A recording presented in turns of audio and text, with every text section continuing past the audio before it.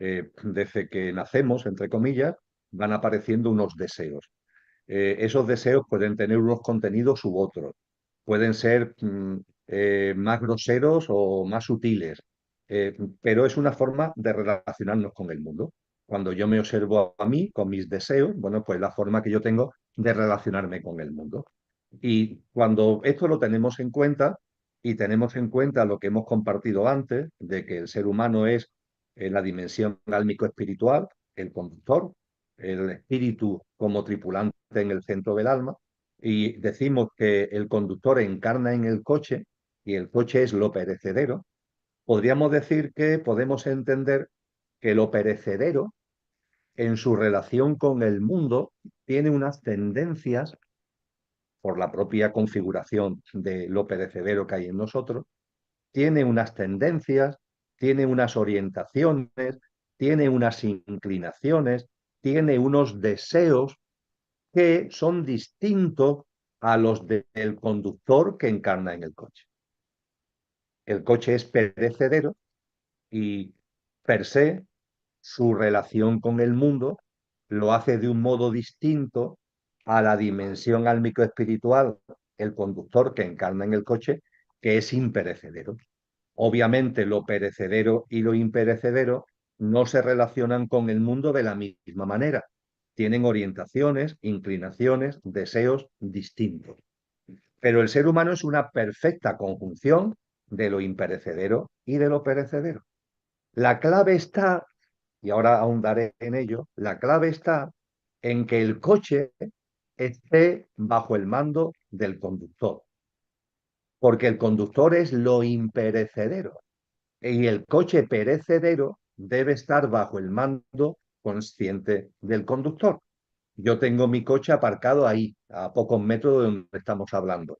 Y cuando yo voy a mi coche, el coche tiene que estar bajo mi mando, el mando del conductor. Yo no quiero entrar en un coche donde el coche vaya donde le da la gana y que yo no tenga capacidad de dirigir el coche hacia lo que yo quiero ir. Y en la dimensión álmica espiritual encarna con un propósito de vida, lo que orientales llaman un dharma, ¿no? Hay un propósito de vida. Y el conductor cuando encarna en el coche tiene un propósito de vida. Y claro, el mando consciente, ¿qué significa? Que el coche esté al servicio del conductor. Si el coche está al servicio del conductor, el coche tiene que hacer suyo los deseos del conductor. El problemilla surge cuando, una vez que estamos encarnados, el coche Problemilla. tiene autonomía propia, va por su cuenta y es como si el conductor estuviera dormido. Ahí está el conductor, pero es como si el conductor estuviera dormido. Y resulta que el coche, como si fuera estos coches modernos que dicen que andan solos, el coche, como el conductor se ha dormido, te lleva donde el coche quiere.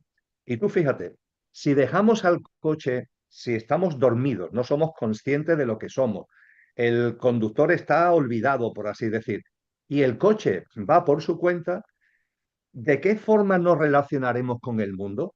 Pues nos relacionaremos con el mundo desde las inclinaciones, los deseos, de lo perecedero y efímero que hay en nosotros.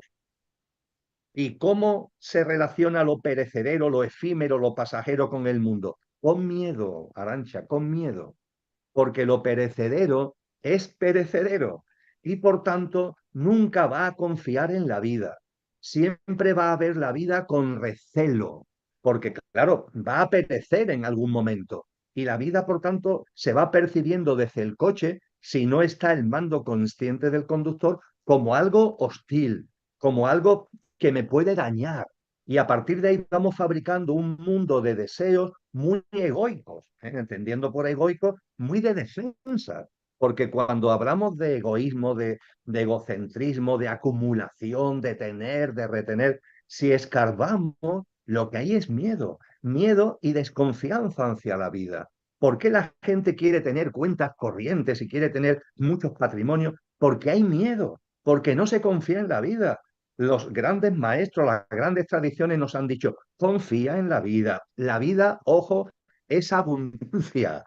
Tú vive en coherencia con lo que eres, vive en coherencia con tu verdadero ser, vive en coherencia con el propósito de vida para el que has encarnado y confía en la vida. La vida te va a dar lo que necesites, no tengas ninguna duda. Todo tiene un sentido profundo, un porqué y un para qué, donde siempre, siempre todo va a tu favor, para que lo que eres seas consciente de lo que eres, para que te desarrolles espiritualmente y en conciencia. Confía en la vida porque la vida siempre juega a tu favor. Claro, esto se entiende desde el conductor. El pequeño yo, cuando el conductor está dormido, el pequeño yo, el pobre, da de sí lo que da de sí.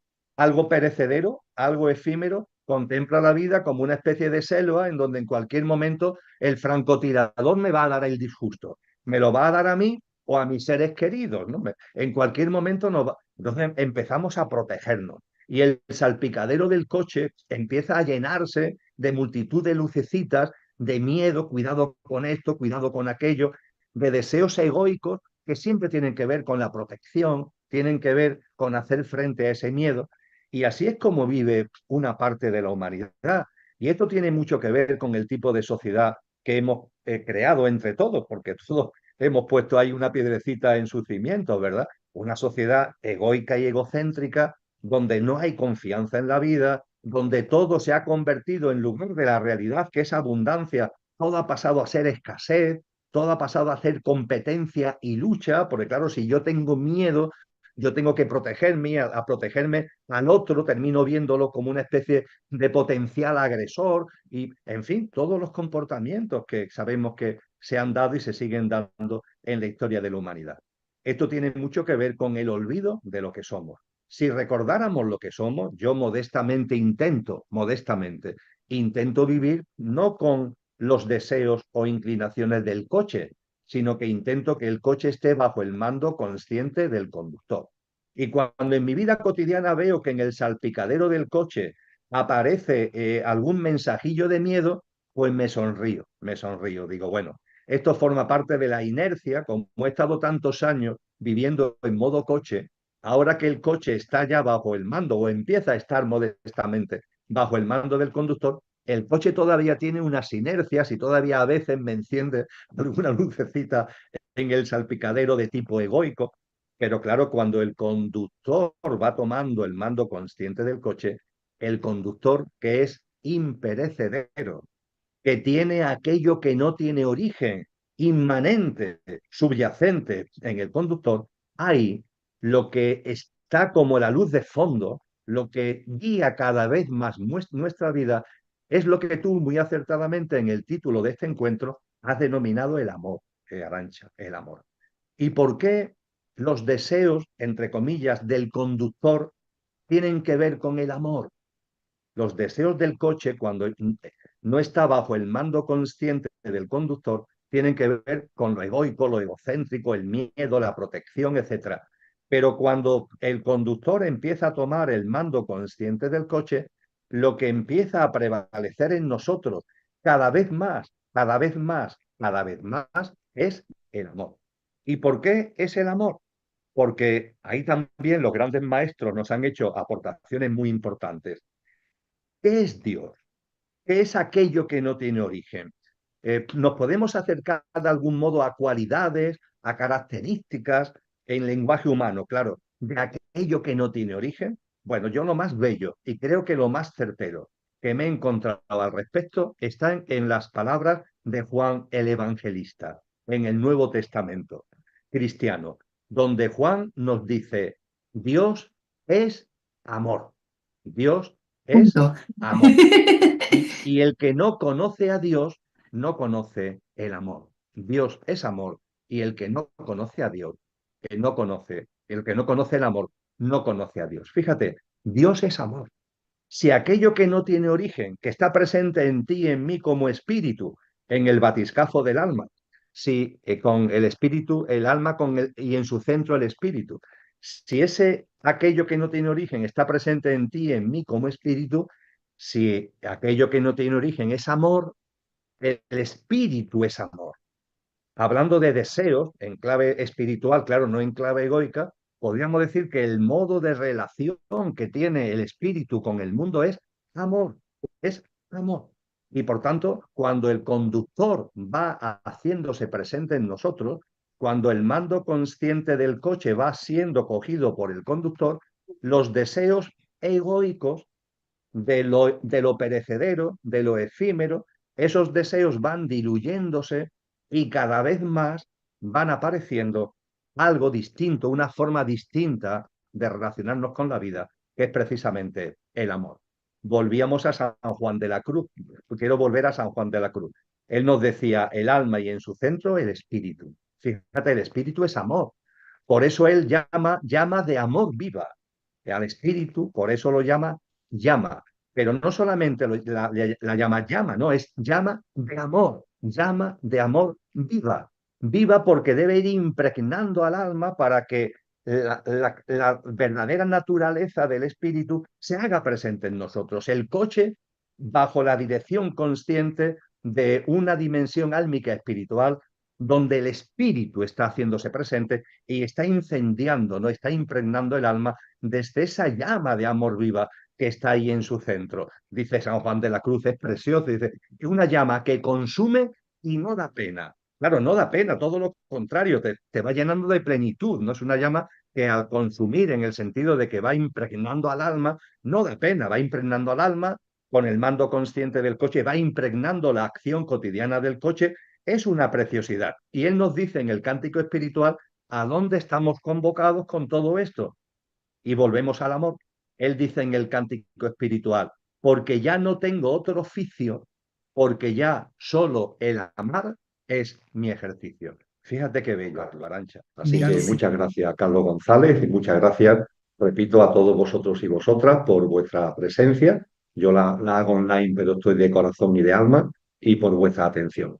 Para compartir sobre un tema realmente apasionante, que es el conocimiento de uno mismo, algo que a veces hablamos de ese conocimiento de uno mismo como si tal cosa, pero tiene una profundidad, tiene una hondura, es lo que de una forma modesta voy a intentar recalcar y resumir en una intervención que por otra parte va a respetar lógicamente los límites temporales que ha puesto la organización y por tanto me lleva a ser muy sintético en mis apreciaciones y en mis compartires. Quizá lo primero, amigos y amigas, es poner de manifiesto de que cuando hablamos del conocimiento de uno mismo, del conócete a ti mismo, estamos hablando de una máxima que se encuadra en lo que a mí me gusta llamar la sabiduría primordial o la sabiduría perenne. Es decir, una sabiduría que viene de muy atrás y que se ha ido configurando a lo largo de la historia como un sedimento, como un pose de sabiduría, de maestría que precisamente grandes almas, almas maestras, hombres y mujeres han ido poniendo a nuestra disposición. Más en concreto, si hacemos mención precisamente a este conócete a ti mismo, nos encontramos que ya en la Biblia, en uno de sus libros fundamentales del arranque, que es el Deuteronomio, ya se hace referencia precisamente a este conócete a ti mismo. En la traducción de la Biblia en latín, el término que se utilizaba es attendi tibi, el estate atento a ti, el obsérvate, el mírate. Y a partir de ahí, este conócete a ti mismo lo encontramos con una gran fuerza en lo que son las enseñanzas de los grandes filósofos de la Grecia clásica. Yo diría que aunque de algún modo encontramos este conócete a ti mismo, lo encontramos presente en los principios herméticos, pongamos por caso, o en la sabiduría de las tradiciones orientales, sin duda ninguna es en la filosofía clásica griega donde adquiere una carta de naturaleza fundamental, como convocatoria de conciencia y como convocatoria espiritual.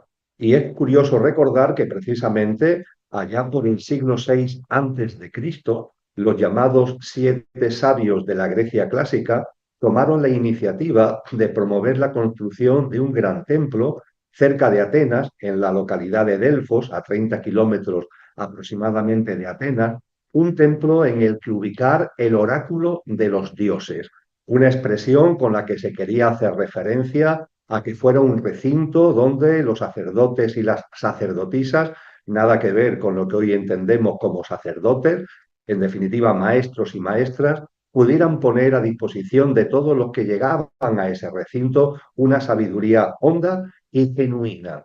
Y en la construcción de ese templo que se dedicó al dios Apolo, En el pronaos de entrada, en el frontispicio de entrada del templo, colocaron, eso sí, lógicamente en griego clásico, esta expresión: conócete a ti mismo, conócete a ti misma. Fijaros qué cosa tan curiosa. Este templo fue lugar de peregrinación.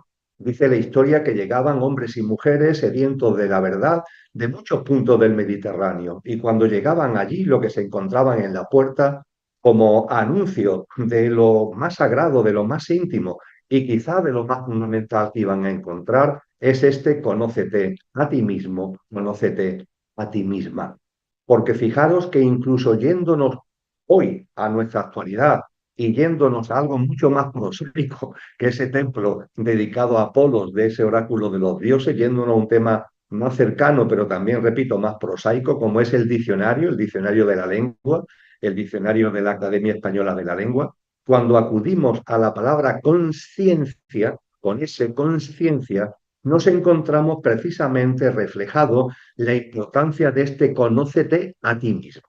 Yo creo que todos sabemos que en castellano hay una palabra que es conciencia, sin S, y otra que es conciencia, con S. La primera, conciencia sin S, dice el diccionario que hace referencia a cuestiones morales relacionadas con el bien y con el mal. Por ejemplo, si hago daño a alguien, puede ser que tenga mala conciencia del mal realizado. Sin embargo, la conciencia va por otro lado y podríamos decir que es mucho más rica y mucho más fructífera desde el punto de vista espiritual. Y esa conciencia con ese, el diccionario nos dice que es una especie de compendio de tres capacidades.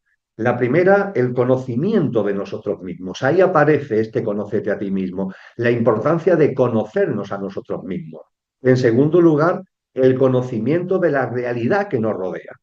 Una cosa no va reñida con otra. Me conozco a mí mismo o lo intento, e igualmente conocer la realidad que nos rodea. Y en tercer lugar, el equilibrio entre la mirada interior y la mirada exterior. Ello se engloba en el término conciencia. Qué importante sería recordarlo siempre cuando a menudo caemos en diatribas si lo conciencial, si lo espiritual, en mirar hacia adentro, si en mirar hacia afuera, y a veces vamos como si fuéramos tuertos, ¿no? Nos tapamos el ojo de la mirada interior y estamos siempre pendientes de lo de fuera o viceversa. Ponemos mucha atención a lo de fuera y sin embargo no somos capaces de vernos a lo de dentro. En fin, en muchas ocasiones vamos tuertos por la vida cuando el término conciencia nos convoca a ese equilibrio entre la mirada interna y la mirada externa. Y esa mirada interna es precisamente el fundamento, la razón de ser, de conocernos a nosotros mismos. El conócete a ti mismo, por tanto, hoy incluso en el diccionario, está ligado a la propia conciencia. Dicho lo cual, nos podríamos preguntar: ¿y en qué consiste exactamente? Cuando los grandes maestros y maestras nos han hablado de conocernos a nosotros mismos, están hablando de algo concreto, de algo muy genérico, algo muy puede tocar muchos palos, y algo en donde podamos resumir alguna manera en la que podamos sintetizar la base, el núcleo duro de lo que es el conocimiento de uno mismo o de una misma. La respuesta es que sin duda ese conocimiento de nosotros mismos tiene un núcleo duro, tiene algo muy concreto y muy específico y de una enorme potencia, que tiene muchas derivaciones sin ningún tipo de duda, pero que de por sí es lo realmente fundamental del conocernos a nosotros mismos. Y radica ni más ni menos que en tomar conciencia y en saber también diferenciar y saber también la interacción que hay entre la esencia y la apariencia. El darnos cuenta de que en nosotros, en cada uno de nosotros, en vosotros, en mí, hay una esencia y hay una apariencia. También en el mundo exterior, también en esa realidad externa, hay una apariencia que es lo que vemos a simple vista, pero detrás de esa apariencia hay una esencia. Pero el conocimiento de nosotros mismos significa el tomar conciencia, repito, de que en ti y en mí hay una esencia y una apariencia, que no están reñidas, que son complementarias, pero que hay que saber diferenciar. Es más, volviendo a acudir al diccionario en lengua castellana, tenemos la ventaja de usar verbos distintos para hacer mención a ser y a estar. Ser y estar. Como todos sabemos, son dos verbos claramente diferenciados. Esto no sucede en otras lenguas. Por ejemplo, en el idioma inglés hay un mismo verbo para ambas cosas. El verbo to be, que significa ser y estar, y el que sepamos si es una cosa u otra depende del contexto en el que estemos usando el verbo. Esto en castellano no es así. Tenemos dos verbos perfectamente diferenciados, ser y estar. Y esto nos ayuda a entender mucho mejor qué es eso de la esencia y la apariencia y por tanto nos ayuda a entender mucho mejor lo que es eso de conocernos a nosotros mismos. Podríamos decir que lo que realmente somos, lo que tú eres, lo que yo soy, lo que cada uno realmente es ser, ser, lo permanente, lo imperecedero que hay en cada uno de nosotros, la esencia imperecedera. Ese es el ser. Y el estar es donde encarna el ser para vivir la experiencia humana. El ser, como acabo de compartir, es la esencia imperecedera. El estar, podríamos decir, aplicado a nosotros mismos, que es la apariencia pasajera, perecedera, efímera. Muy importante, porque sin esa apariencia perecedera, pasajera y efímera, no podríamos vivir, no podríamos experienciar lo que es esta experiencia humana.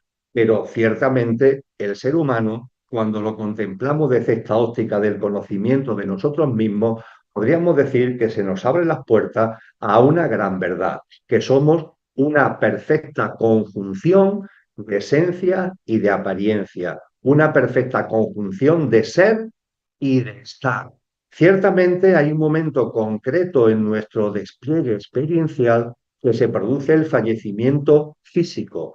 El fallecimiento físico supone ni más ni menos que el fin del estar, la finalización de nuestro estado, entre comillas, de apariencia. Pero el ser sigue siendo, la esencia sigue siendo. La esencia ahora y aquí, en mí, por ejemplo, está en este tal Emilio, pero cuando este tal Emilio fallezca, que fallecerá, el estar termina, la envoltura, la apariencia concluye, pero el ser que ha encarnado en este estar, la esencia que ha encarnado en la apariencia, sigue siendo. Este es el núcleo duro, repito, del conocernos a nosotros mismos. Para hacerlo más sencillito, me gusta compartir, evidentemente de modo coloquial y a manera de broma, que desde que se construyó ese templo dedicado a Apolo en Delfos, el oráculo de los dioses, ha pasado mucho tiempo. Os comentaba que se construyó allá por el siglo VI antes de Cristo, es decir, han pasado en números redondos 2600 años. Y Ciertamente, parece Rodrigo, estamos ante un tema muy práctico, entre comillas, pero a su vez enormemente profundo, siendo por tanto algo ordinario, algo cotidiano. Es de los asuntos ordinarios y cotidianos que más hondura pueden tener. Desde esa perspectiva creo que es importante el tener en cuenta la enorme diferencia que hay entre lo que los grandes sabios y sabias han llamado amor y lo que hoy solemos llamar amor, coloquialmente llamamos amor. Yo diría que cuando hablamos de el amor desde el punto de vista de lo que la sabiduría, lo que los maestros y maestras nos han ido enseñando, tenemos que situar el amor en una dimensión que va más allá de lo emocional e incluso más allá de lo mental. Yo diría que el amor es una forma de percibir la vida, de percibirnos a nosotros mismos, de percibir a los demás, de percibir la existencia, que tiene como telón de fondo la unicidad, el darnos cuenta de que en última instancia hay una unidad en todos nosotros. Yo recuerdo a un sabio, fue del siglo XX, vivió en el siglo XX, me refiero a Ika Taimi, una persona de una profunda espiritualidad, también de mucho conocimiento científico, porque fue catedrático de física y de química en la India. E Ika Taimi intentó plasmarnos de alguna manera lo que es el amor, ese amor verdadero que va más allá de lo emocional y de lo mental.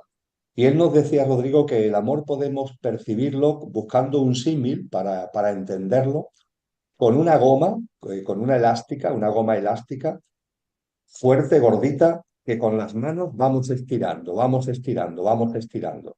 Nos podemos poner en la situación, ¿verdad? Tenemos una goma elástica y con las manos lo vamos estirando.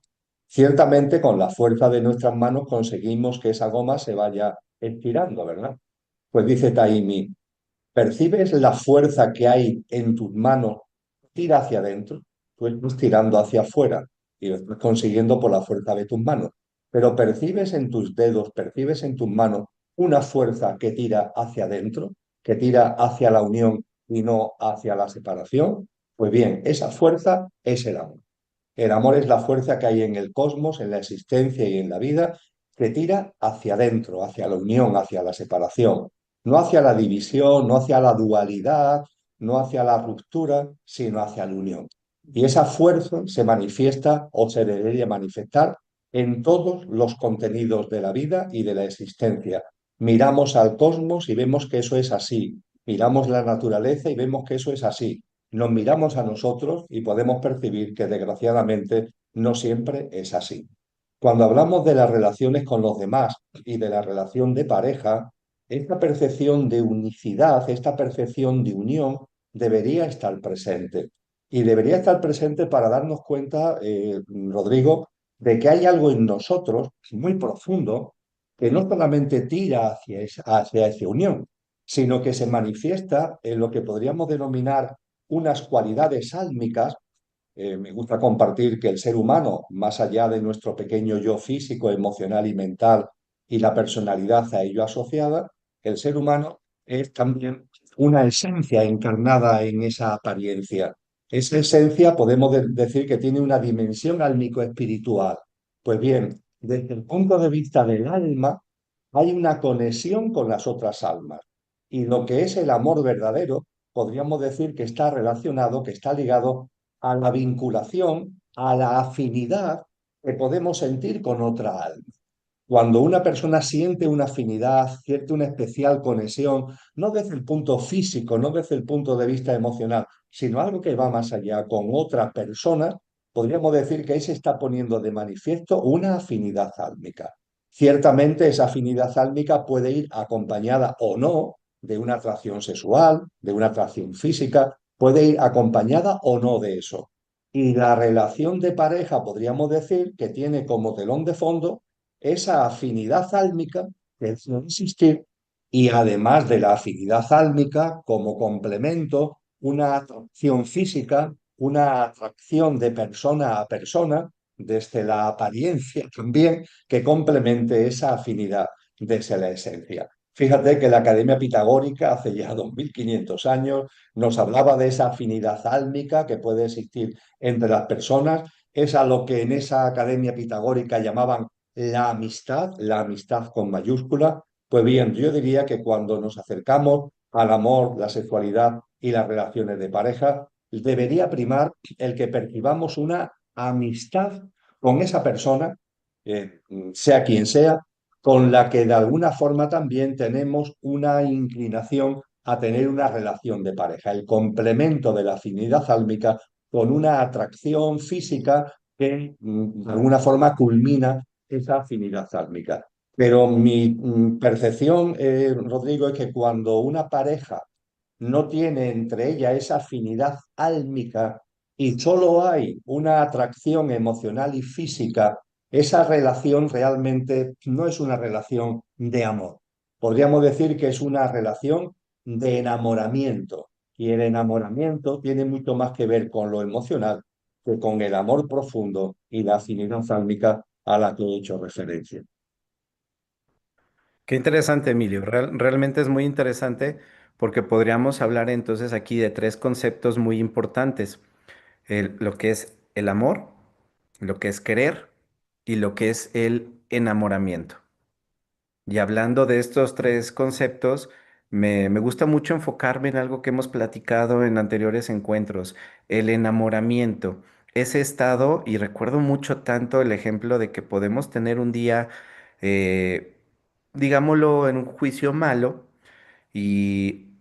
no sé, lo vemos de una mejor manera, le sonreímos, podemos ir a un restaurante, el mesero nos puede prácticamente aventar el café y la comida y estamos, ay, qué lindo, muchas gracias, que le vaya muy bien y no nos enganchamos porque estamos en ese proceso de enamoramiento en donde todo es maravilloso, donde la vida se ve con los lentes de color de rosa, si podemos manejar ese cliché, en donde hay mucho entusiasmo, pero realmente es muy importante que se aprenda a diferenciar que en las relaciones de pareja puede ser una etapa, el enamoramiento o darnos cuenta de que se está exigiendo amor cuando lo que hay es querella.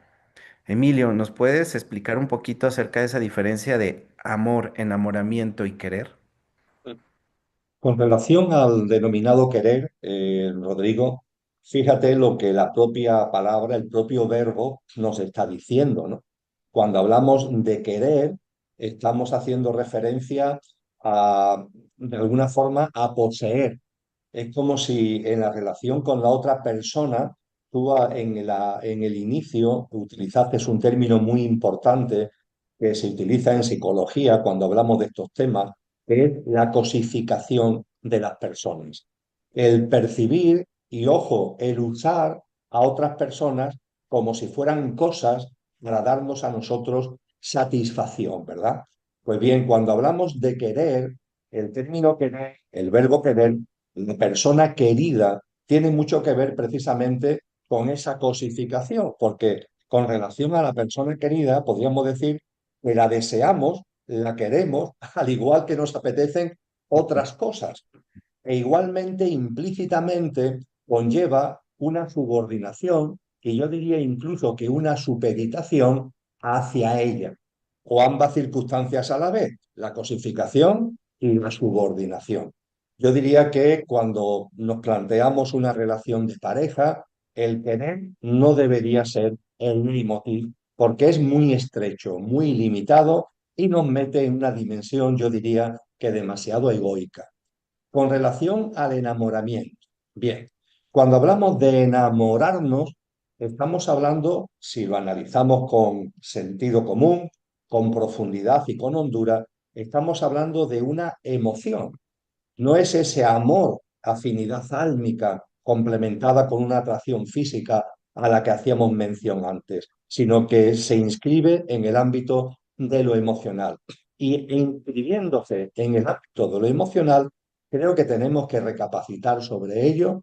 El enamoramiento en demasiadas ocasiones, por no decir en todas, va ligado a proyectarnos nosotros en la otra persona a la que decimos que estamos amando, como una proyección de nuestra visión de las cosas, de nuestra visión de la pareja, de nuestra visión de la vida, y lo proyectamos sobre la otra persona. Es como si en el enamoramiento, en lugar de ver a la otra persona tal como verdaderamente es, la estuviéramos utilizando de pantalla para proyectar sobre ella nuestro mundo mental. Y al proyectar sobre ella nuestro mundo mental, la estamos revistiendo con unas cualidades, con unas características que posiblemente no sean realmente de la persona, sino que sean las características y las cualidades que nosotros mentalmente estamos proyectando sobre ella al utilizarla como pantalla. Y claro, ¿qué sucede? Que el enamoramiento, esto también en psicología está muy estudiado, el enamoramiento se nos dice que tiene fecha de caducidad. Yo recuerdo que la primera vez que empecé a estudiar sobre este tipo de cosas, hace ya muchos años, los trabajos, los ensayos que se habían publicado en aquella época nos decían que el enamoramiento, precisamente por esto, porque es proyectar sobre la otra persona utilizándola de pantalla nuestras propias querencias, nuestros propios deseos, nuestro propio mundo mental, el enamoramiento dura un par de años, porque claro, la realidad antes o después se pone de manifiesto y lo que hay detrás de la pantalla, antes o después, se pone de manifiesto. Y a partir de ahí, claro, cuando lo que está detrás de la pantalla que tú has fabricado delante de la persona, eso se cae, pues estás viendo a la persona de verdad y entonces el enamoramiento desaparece. Y se nos decía que el enamoramiento, esto suele suceder cuando han pasado aproximadamente un par de años, a los 2 años Recordando aproximadamente. así a bote pronto algunos hitos en ese escenario temporal que me indicas,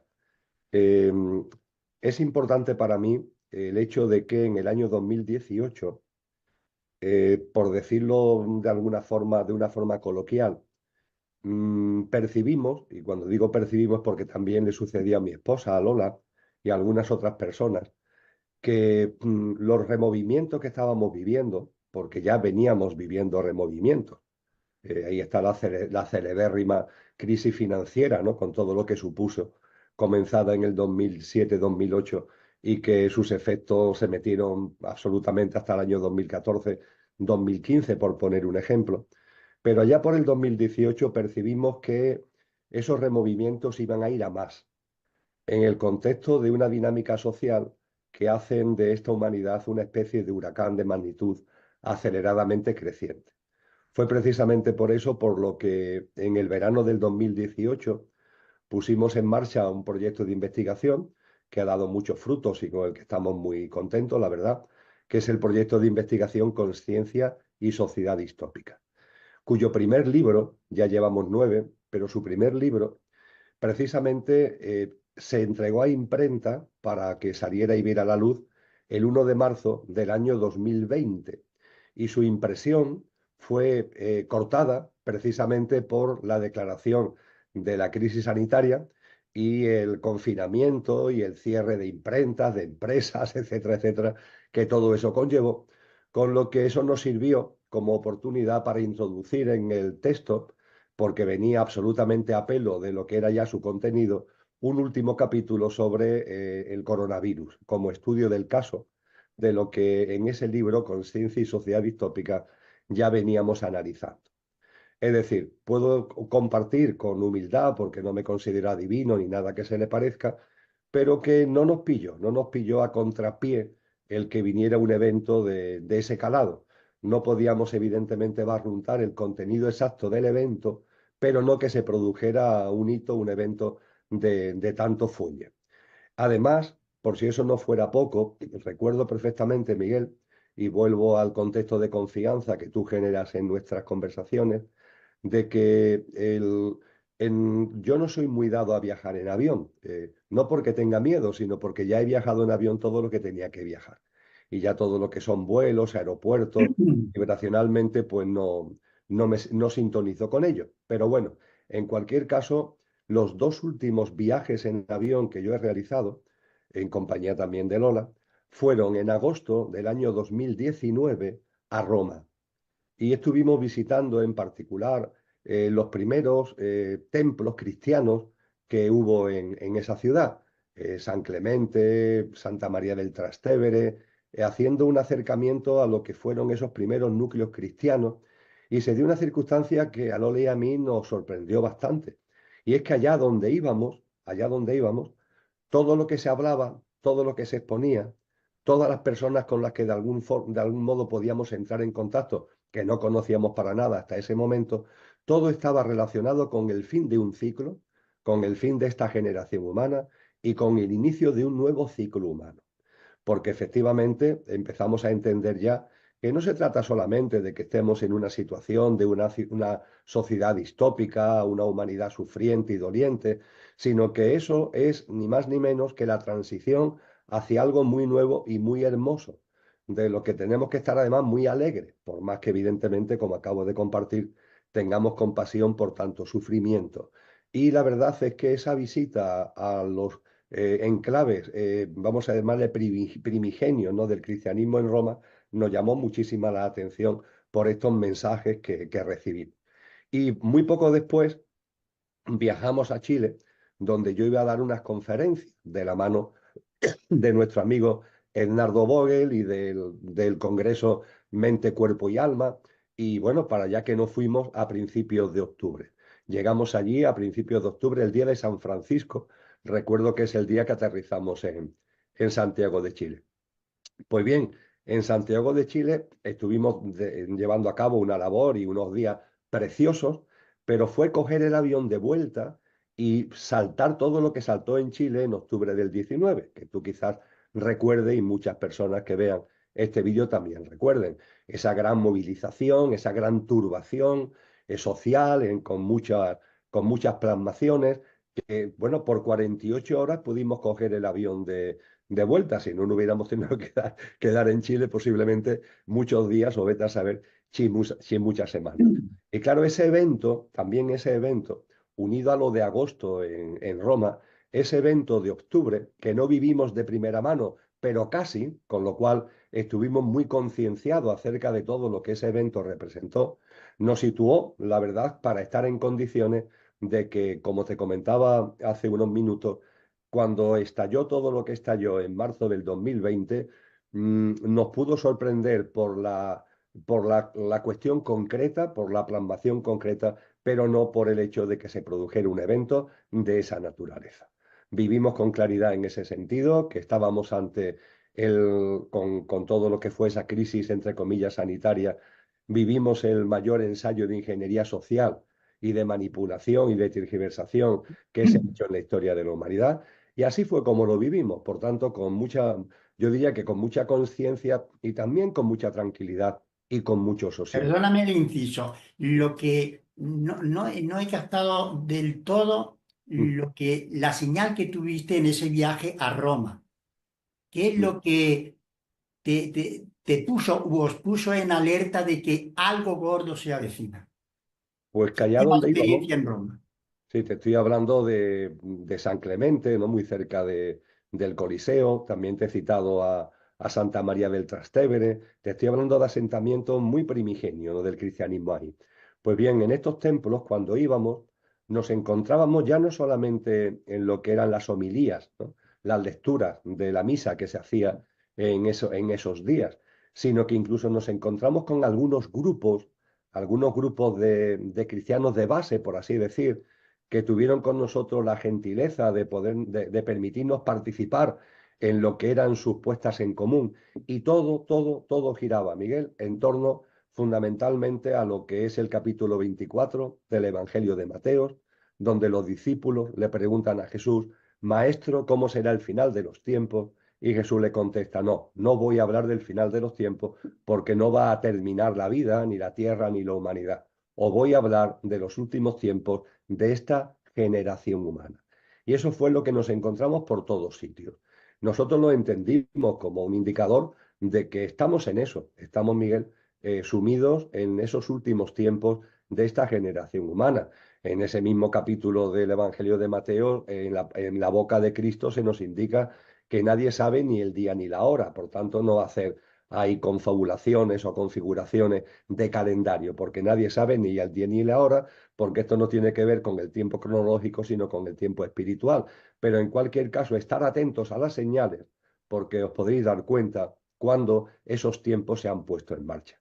Pues bien, eso que ya habíamos de algún modo intuido en el 2018, se vio confirmado por esta vivencia en Roma en agosto del 19, se vio acentuado por la vivencia en Chile en octubre del 19 y evidentemente tuvo ya su plasmación más obvia en marzo del 20, cuando fue declarado oficialmente la crisis sanitaria. Con lo que a partir de ahí, como te decía, vivimos todo el proceso con mucho sosiego, sin ningún miedo, la verdad que sin ningún miedo, porque entendemos que independientemente de esa compasión, como te decía antes, que se necesita ante las personas que andan un poco como más despistadas, ¿no? Que le cuesta más trabajo entender que lo que se ha puesto en marcha es una transición a modo de parto, y los partos, para que nazca lo nuevo, para que surja el nuevo ciclo humano, ineludiblemente tiene que haber contracciones, tiene que haber removimientos. Pero claro, esas contracciones y esos removimientos provocan dolor y provocan sufrimiento, ¿no? De ahí la importancia de la compasión, pero sin olvidar la alegría. No se trata lo que hemos vivido y lo que vamos a vivir en esos vientos a favor que tú comentas, que ahora ya entraremos en ello. Lo que hemos vivido es fundamentalmente, y lo que vamos a vivir es una bendición. A mí me gusta recordar, Miguel, porque creo que es un título de libro muy conocido, ¿no? En el ámbito de la conciencia, ese libro que se debe a Brian Weiss, que dice: muchas vidas, muchos maestros, ¿no? Muchas vidas, Exactamente. muchos maestros. Muchos hemos escuchado o hemos leído incluso ese texto, ¿verdad?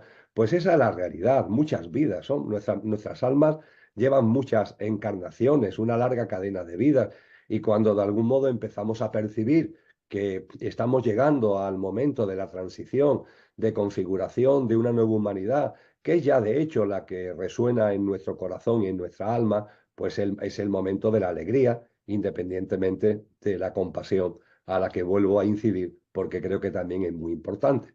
Y a partir de ahí, por tanto, todo ese ciclo que tú me comentas del año 20, 21, 22, pues desde la conciencia y desde el no miedo, todo lo contrario, desde el sosiego, pues fueron muy productivos desde el punto de vista de poner sobre la mesa elementos de reflexión. Yo recuerdo que, habida cuenta de que se paralizaron las actividades presenciales, hubo algunas que se pudieron mantener, pero la mayoría se paralizaron. Yo multipliqué enormemente los encuentros online, pero enormemente. Creo que durante un año y medio tuve incluso 5 encuentros online a la semana, ¿no? Es decir, eran una media de 250 encuentros al año, ¿no? Una cosa tremenda, ¿no? Y Sí, concretamente mi experiencia en particular fue el 29 de noviembre del año 2010, cuando fallecí desde el punto de vista clínico en la UCI de un gran hospital de mi ciudad, de Sevilla, a las 16 horas. A las 16 horas mis constantes vitales pues desaparecieron, pero posteriormente volví a la vida. Mi camino espiritual, Sandra... ¿Perdona? ¿Al cuánto tiempo regresaste? Pues mira, la realidad es que es un tiempo que todo el mundo me dice que es una exageración, pero parece que fueron 2 horas. Digo que parece que es una exageración porque sí, las ECM suelen ser de minutos, ¿no? Más o menos minutos, ¿no? Pero en mi caso parece que fue más prolongado. Pongo lo de las 2 horas con interrogante, pero en cualquier caso fue un tiempo bastante extenso desde el punto de vista de los parámetros médicos, Sandra. Sí, sí. Y se produce en un momento en mi vida en el que yo ya, como tú has comentado, llevaba una vida, yo diría que muy centrada en lo externo, muy centrada en la actividad académica, profesor de universidad, gestión pública, política, ¿no? Consultor de Naciones Unidas, viajaba muchísimo a muchos países de América Latina colaborando con agencias del sistema de Naciones Unidas, y a partir del año 2000 mi paso empezó a cambiar. Empecé a mirar cada vez más hacia mi interior, a intentar encontrar la esencia que está más allá de la apariencia. Eso hizo que en el 2008-2009 abandonara, por ejemplo, la actividad política, que en el curso 2009-2010 dejara la docencia universitaria, y cuando estaba en ese contexto de empezar a vivir de una manera distinta, la vida me regaló, y lo digo así, la vida me regaló una experiencia cercana a la muerte. Un tema que, aunque yo ya me estaba acercando con potencia a lo espiritual, también tengo que decir que no me había ocupado, es decir, me estaban ocupando otros temas, me estaban ocupando otros asuntos espirituales, ¿no? Pero no la vida después de la muerte. Con lo que lo primero que tuve que hacer, una vez que yo viví la propia experiencia, fue informarme sobre qué es esto de las experiencias cercanas a la muerte, si ha habido muchos casos, si ha habido pocos, y en definitiva, de alguna forma, ver la coherencia entre mi bagaje experiencial y lo que se nos ha enseñado ahora y desde hace mucho tiempo sobre las experiencias cercanas a la muerte. Porque me gusta siempre compartir, estimada Sandra, que una vez que me puse a indagar, me encontré con la agradable sorpresa que hay multitud de textos que hablan de las experiencias cercanas a la muerte desde hace muchísimo tiempo. Fíjate que hay un libro que para mí es clave en mi comprensión de las experiencias cercanas a la muerte en la mezcla con lo que yo viví, que es ni más ni menos que La República de Platón. Un libro que cuando escuchamos el nombre, ¿verdad?, nos echamos un poquito para atrás. Además es un libro bastante gordo que recoge los diálogos entre Sócrates y Platón. Sócrates no escribió, Platón era su discípulo, y Platón sí nos regala sus diálogos con su maestro, con Sócrates. Y en las páginas finales, con lo que si alguien quiere buscarlo en internet o por lo que sea, tiene ese libro en su casa, pues es fácil de hallar. En las páginas finales se narra con mucha precisión la experiencia cercana a la muerte de un soldado armenio llamado que hace 2500 años, que se dice pronto, muere en el campo de batalla, o aparentemente muere, cuando termina la batalla, los ejércitos se dan una tregua para retirar los cuerpos de los fallecidos, retiran, entre otros, el cuerpo de este soldado llamado Er, se lo entregan a su familia para hacer el rito funerario, y cuando están en pleno rito funerario, Er vuelve a la vida y describe una experiencia cercana a la muerte apasionante que además Platón y Sócrates recogen en su diálogo con mucho detalle. Fíjate que estamos hablando de algo que está ya recogido en textos, y además en textos tan serios, ¿no?, como esta gran obra filosófica hace 2500 años. Pero es que después, si damos un salto en el tiempo y nos venimos al momento actual, tú sabes muy bien, porque conoces el país y conoces su idiosincrasia, que en Estados Unidos son muy dados a las estadísticas. Hacen estadísticas de todo lo contabilizan, sacan tantos por ciento. Pues bien, se da la circunstancia de que hace un poquito más de 10 años, será ya por el 2012, 2013, una corporación norteamericana que hace estudios demoscópicos, que es el Instituto Gallup, pues mira por dónde se ocupa de las experiencias cercanas a la muerte. Y hace un estudio muy riguroso sobre las experiencias cercanas a la muerte en Estados Unidos. Las conclusiones del estudio son apasionantes, porque pone de manifiesto que, y creo que es un dato que podemos extrapolar a otras partes del mundo, a tu país, al mío, que 5 millones de norteamericanos y norteamericanas han vivido experiencias cercanas a la muerte. Es verdad que la población estadounidense supera ampliamente los 300 millones de habitantes. Oye, pero el 5 millones de personas es un número de personas muy importante, ¿verdad? Y el Instituto Gallup, con esta enorme cantidad, como se hace en este tipo de análisis demoscópico, seleccionó una muestra y encuestó a una muestra representativa para extraer conclusiones sobre las experiencias cercanas a la muerte. Y la gran sorpresa es que hay una gran uniformidad, una gran homogeneidad. Las personas que han vivido ECM narramos lo mismo, son cosas enormemente parecidas, ¿no? Lo que pone en evidencia que no se está hablando de algún tipo de invención de uno o de una, ¿no? Porque hay una enorme similitud. Es verdad, y en eso lo apunto ahí, Sandra, para que en tu criterio, cuando tú consideres oportuno, lo analicemos más tarde, que de todos los encuestados que en Estados Unidos han desarrollado ECM, un tanto por ciento muy alto, que supera el 90%, lo recuerda y lo ha vivido y lo vive actualmente como una experiencia, vamos a decirle así, reconfortante, de armonía, que le ha proporcionado paz y una visión de la vida muy distinta en el sentido más positivo del término. Pero ojo, hay un pequeño tanto por ciento que le pasa lo contrario. Esto es curioso. Hay aproximadamente un 5% que la ECM la recuerda como algo que no quiere volver a vivir, y en lugar de perder el miedo a la muerte, tiene más miedo al momento en el que se vuelva a producir el óbito, ¿no? Lo cual es, después podemos ¿Y por después qué podemos será ir a ahorita? ella. Ahorita vamos a ver a qué se debe eso. Ese punto ¿A qué está se debe eso? muy Efectivamente. interesante. Pero por Claro. seguir resumiendo este estudio, entre cuando recogemos este estudio demoscópico, que es muy semejante a las fuentes que tenemos en otros muchos países y en otros muchos sitios, a esto, Sandra, hay que añadir que, sobre todo en los últimos 20 años, hemos tenido información fidedigna sobre experiencias cercanas a la muerte que ha vivido el personal sanitario y personal médico en particular. Es decir, yo soy economista, no tengo un conocimiento, tengo un conocimiento genérico, ¿no? Pero no soy un especialista, por así decirlo. Pero claro, es que ha habido médicos y médicas, neurólogos, por ejemplo, que han tenido experiencias cercanas a la muerte. Y esto tiene mucho valor porque ellos tienen una comprensión muy potente que ha contribuido a que se olvide la posibilidad que algunos sostenían de que las ECM son como alucinaciones, ¿no?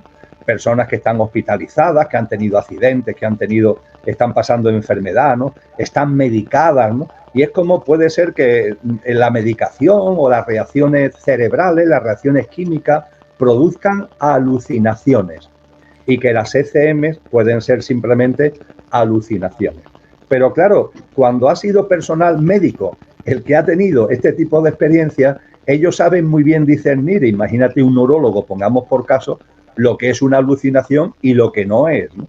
Y ello ha ayudado mucho, ha contribuido mucho a, evidentemente, poner de manifiesto que las ECM no son alucinaciones. Por ejemplo, porque las alucinaciones, la persona que alucina dice una cosa hoy y a los 3 meses dice otra y al año dice otra.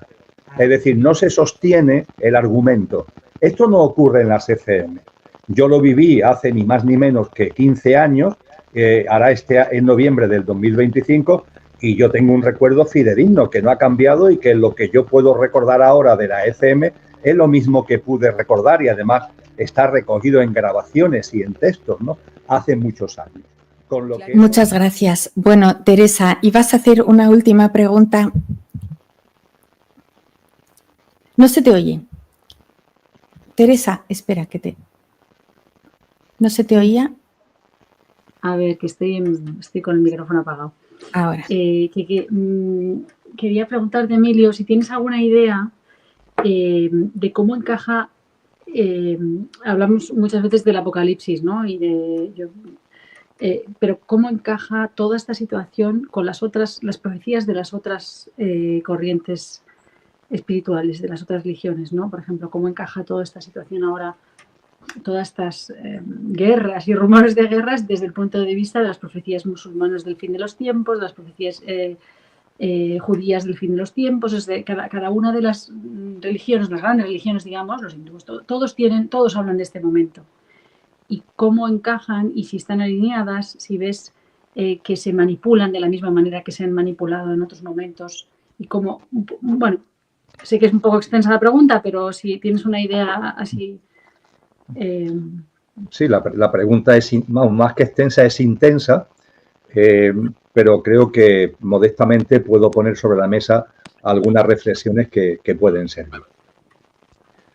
Me gusta compartir la idea, otra hipótesis para la consideración, sin intentar convencer a nadie de nada, de que la sabiduría, porque hemos hablado de que hay seres espirituales involutivos, pero también hay seres espirituales evolutivos. Es decir, en este camino hacia una humanidad ejemplar, de mayor frecuencia vibracional en una tierra restaurada, no estamos abandonados, no estamos solos, también se nos acompaña. La diferencia entre los seres espirituales involutivos y los evolutivos es que los involutivos interfieren. En cambio, los evolutivos no interfieren. Pueden dar señas, pueden mostrar enseñanzas, pero respetan absolutamente la voluntad de cada cual y el libre albedrío, sin ni siquiera, bajo ni por asomo, nublar ni confundir como sí hacen los involutivos. Pero nos acompañan y tenemos un apoyo. Ese apoyo, cuando lo analizo históricamente, vuelvo a acudir a la humildad. Yo llevo muchos años estudiando las tradiciones espirituales, las occidentales, las orientales. He estudiado todo lo que creo que se puede estudiar en las tradiciones orientales, desde los libros védicos, todo lo que fueron los Upanishads, tradiciones como el hinduismo, el budismo, el taoísmo, todo lo que allí se movió, creo que relativamente lo conozco bien. He escrito junto con mi esposa libros, por ejemplo, sobre la ciencia del yoga. Es algo que no nos es ajeno, por decirlo de alguna manera. Y no nos es ajeno también la espiritualidad occidental, desde el zoroastrismo, los filósofos griegos, Parménides, Pitágoras, la Academia Pitagórica que fue tan importante, lo que vino después, los profetas hebreos, las tradiciones judaicas, igualmente dentro de lo que vino mucho después, eso ya es mucho después, es después de Cristo, lo que fue el movimiento que ha dado lugar a una corriente que le damos mucho valor, que es el sufismo como corriente mística. En fin, tenemos un panorama que modestamente creo que conozco en un nivel aceptable. No soy un gran experto en cada uno de ellos, pero tengo un nivel aceptable de conocimiento de todas estas tradiciones. ¿Qué es lo que yo percibo, amigas? Yo diferencio entre las enseñanzas que se fueron dando antes de Cristo y lo que Cristo compartió. Como he dado muchos años clases en la universidad, me gusta decir que Cristo es como el gran catedrático que da clases en el último curso y que al dar clase en el último curso no repite lo que han enseñado en los cursos anteriores, sino que lo culmina, lo recoge todo y lo culmina con nuevas enseñanzas. Creo que es un símil fácil de entender. Para mí Cristo es mucho más que un maestro, pero en fin, coloquialmente hablando podríamos decir lo que es el gran catedrático que en el último curso recoge todo lo que han ido enseñando los maestros en cursos anteriores y lo culmina. En el lenguaje que utilizo, me gusta decir que los grandes maestros, tradiciones espirituales, etcétera, anteriores, donde está todo lo que acabo de compartir, hinduismo, budismo, taoísmo, filosofía griega, zoroastrismo, misterios del antiguo Egipto, todo eso, yo lo llamo el plan cósmico. Y a las enseñanzas de Jesús, que recoge todo esto y lo culmina, lo llamo el plan de salvación. Claro, cuando hablamos de las enseñanzas de Jesús, Jesús incide fundamentalmente en lo más importante. Jesús no vuelve a repetir acerca, por ejemplo, de la reencarnación, pongamos por caso, o no nos insiste en el hecho de que hay un tiempo físico y un tiempo espiritual. Eso ya lo enseñaron los sabios de la Grecia clásica cuando hablan de Cronos, el tiempo material cronológico, y hablan de Kairos, que es el que se desenvuelve cuando se está llegando al final de los ciclos. Pongo estos ejemplos, hay muchísimos más, cuando hacemos referencia a que no se repite en las enseñanzas de Jesús, no se repite lo que ya se ha enseñado en las otras tradiciones, sino que se culmina. Las tradiciones previas a Jesús, desde el punto de vista de lo que se acaba de plantear en tu pregunta, ¿qué nos enseñan? Nos enseñan que la humanidad evoluciona en ciclos, en periodos. En las tradiciones orientales se nos habla, por ejemplo, del Kali Yuga, esa edad dura, esa edad difícil, pero se nos habla de que es el preámbulo a una edad dorada. Eso aparece no solamente en las tradiciones budistas, hinduistas, sino que aparece en otras muchas tradiciones también de las culturas aborígenes, también de las culturas espirituales mesoamericanas, y cuando también aparece posteriormente en la cultura islámica, se le llama la hora. Siempre, todas las tradiciones nos han hablado con claridad de que no veamos la humanidad como algo estático, sino como algo dinámico, y no desde el punto de vista de la superficial, sino de toda su hondura, porque el ciclo humano en el que estamos terminará. Al igual que una célula da paso a una nueva célula por gemación o por mitosis, este ciclo humano, Jesús lo llamó, esta generación humana llegará a su final y dará paso a una nueva humanidad, a una nueva generación humana. Por tanto, el trasfondo es el mismo. ¿Qué es lo que añade Cristo Jesús? Nos alerta sobre que los tiempos están cercanos. Es decir, cuando estudiamos las tradiciones previas a Jesús, hay una indeterminación de los plazos e incluso se utiliza Cronos para intentar hablar de algo que es espiritual.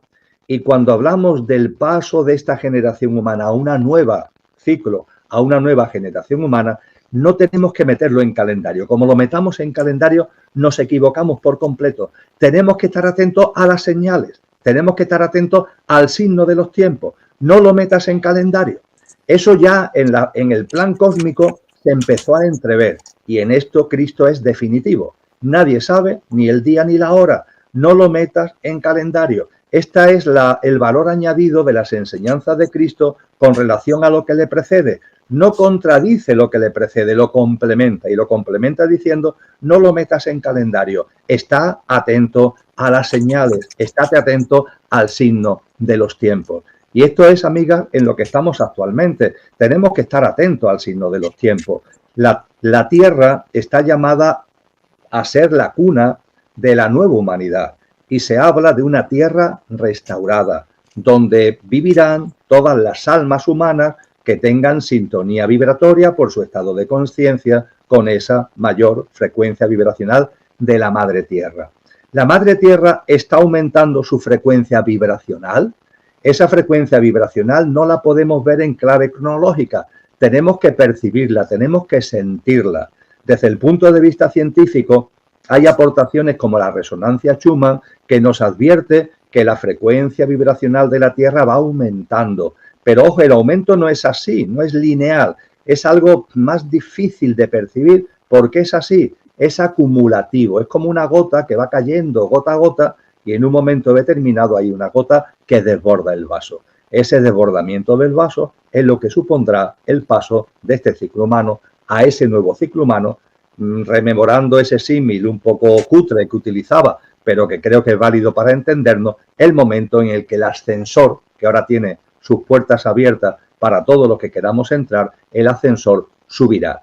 Nadie sabe ni el día ni la hora, estemos atentos a las señales. Y esas señales tienen que ver también con las contracciones y con los removimientos, porque este es un símil que nos han enseñado los maestros y que es muy útil. El nacimiento de algo nuevo va precedido de aceleraciones, de contracciones, de removimientos, y cuando sintamos y sintáis esos removimientos y esas contracciones que aumentan y que aumentan, alegraos. Alegraos como la señora embarazada que cuando llegue ese momento, aunque haya removimientos y haya contracciones, lo vive con una satisfacción íntima, con una alegría interior muy potente porque sabe que es el preámbulo del nacimiento de lo nuevo. Y es lo que tenemos que hacer, estar muy atentos a lo que está ocurriendo, los signos de los tiempos. No tenemos que llevarlo a calendario, que es lo que hicieron las tradiciones previas al cristianismo, que hablando del inicio de la nueva humanidad intentaron hablar de X miles de años. Eso nos tenemos que olvidar por completo, porque esto no tiene que ver con Cronos, sino con Kairos, con el tiempo espiritual, y estando atentos al signo de los tiempos, sacar jugo del signo de los tiempos, no desde el punto de vista mental, porque nuestra mente puede ser que se asuste, puede ser que diga, uy, qué barbaridad, las cosas que hacen, las que pueden hacer. No, por favor, vamos a intentar sacar el juguito, el zumo detrás de todo esto. Y el zumo que podemos sacar es un zumo que es una auténtica bendición. Yo insisto que las religiones dogmatizadas nos dicen que esto es un castigo. No, esto no es un castigo, por favor.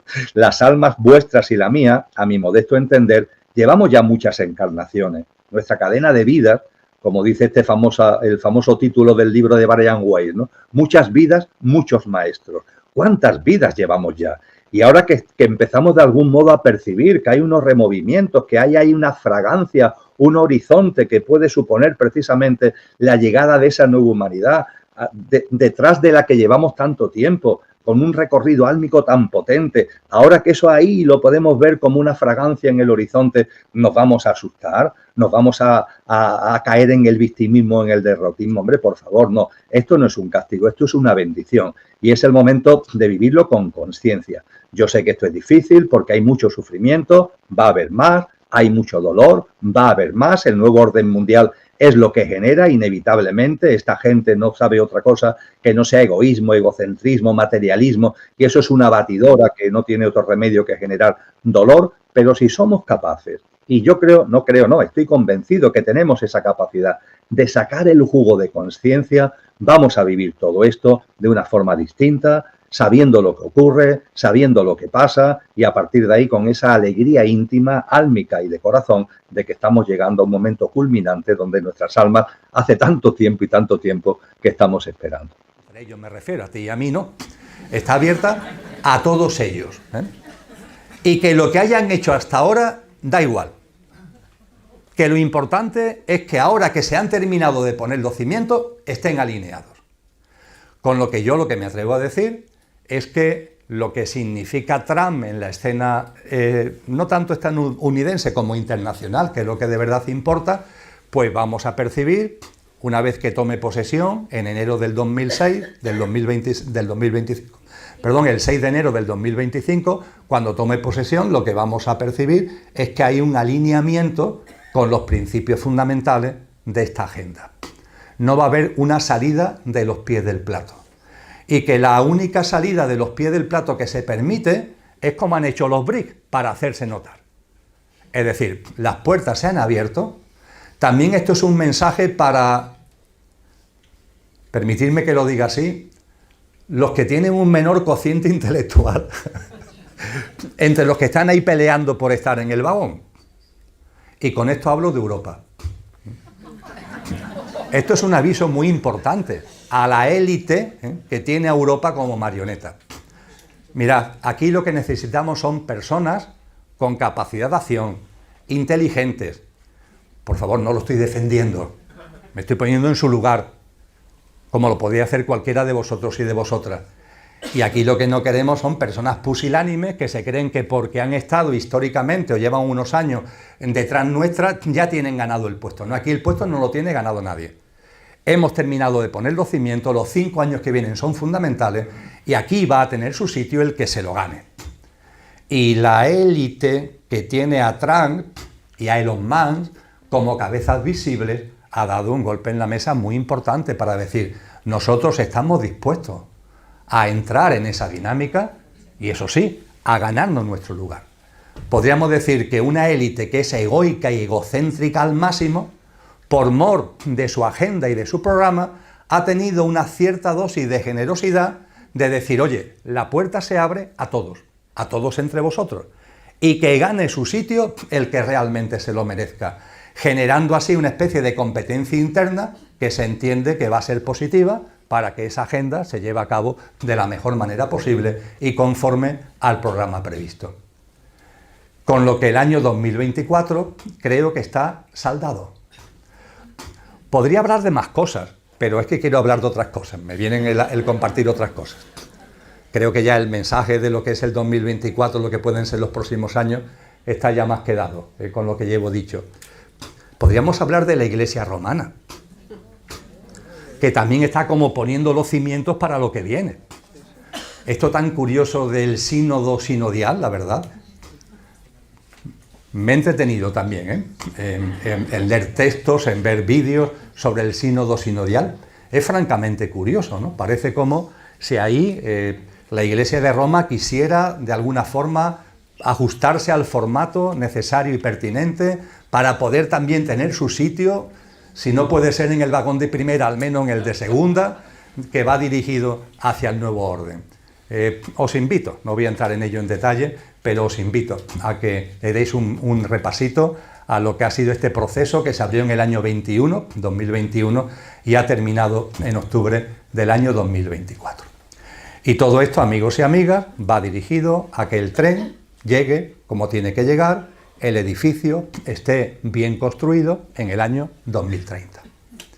Y si se ve que el ritmo no es el adecuado, que el tren se desvía, ahí está el cuadro de mando que han tenido la gentileza de poner delante nuestra para que lo podamos ver, de los botones que pueden tocar, en orden a que nos alineemos por el miedo, por la inseguridad, por la inestabilidad, en fin, por más de lo mismo. Los shocks globales, como ellos mismos lo han denominado, recogiendo, curiosamente, la frase que ya en el año 2007, Naomi Campbell, cuando hablaba de los shocks, hablaba ella de los efectos psicológicos de los shocks. La creación de shock para producir en la gente un golpetazo psicológico y mental que los alinee por el miedo y los alinee por la inseguridad. Y atendiendo a lo que se nos enseña desde el cristianismo, ese 2030, ese arranque, esa puesta de bandera, por así decir, sabemos que los edificios, creo que lo sabéis, si no yo lo digo, o era así antes, puede ser que ya no sea así, pero en las obras de construcción que yo he conocido, de pisos, cuando se van poniendo los pisos y al final, cuando ya se completa el edificio, arriba se pone la bandera. Una bandera que ya simboliza que la obra, hombre, después queda una serie de ajustes, tema de reforma interna, los azulejos, no sé qué, pero lo que es la estructura ya está hecha y se pone la bandera. El 2030, metafóricamente, debe suponer esto. Y los textos cristianos nos dicen que esa bandera será una declaración de paz y de seguridad. Viviremos momentos de muchos removimientos, tocarán los botones que consideren oportunos, como antes os decía, y eso sí, cuando lleguemos a ese estadio de poner la bandera en el 2030, si hay algún retraso, no lo creo, pero puede ser el 2031, como mucho el 2032, eso tendrá como manifestación una declaración de los poderosos del mundo que se visibilizarán y que darán seguridad de que toda la inestabilidad, toda la inseguridad, todo el miedo ha terminado. La proclamación de paz y seguridad. ¿Qué será la antesala? No sabemos qué tiempo habrá, pero es la antesala a la plena configuración del nuevo orden mundial que el cristianismo llama el triunfo de la bestia, en cuyo seno se producirá la marca de la bestia, la digitalización completa del sistema financiero. Un triunfo de la bestia que se nos dice en las profecías cristianas que durará 7 años.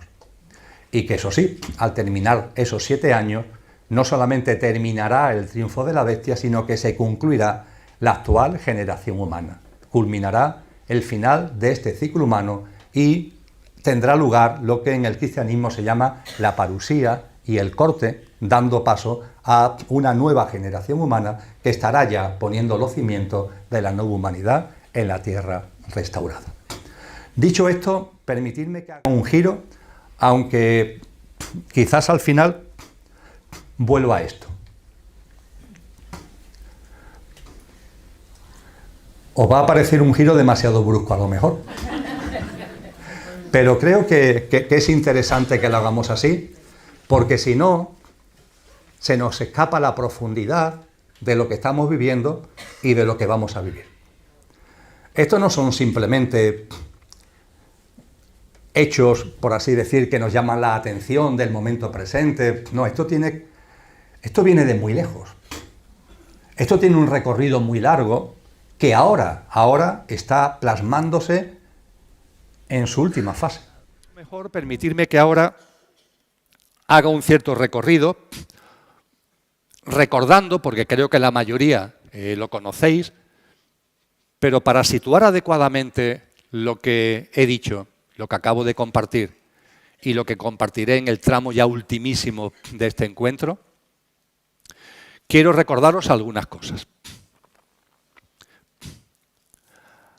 Nuestras almas llevan mucho camino recorrido. Y esta humanidad tiene mucho camino recorrido.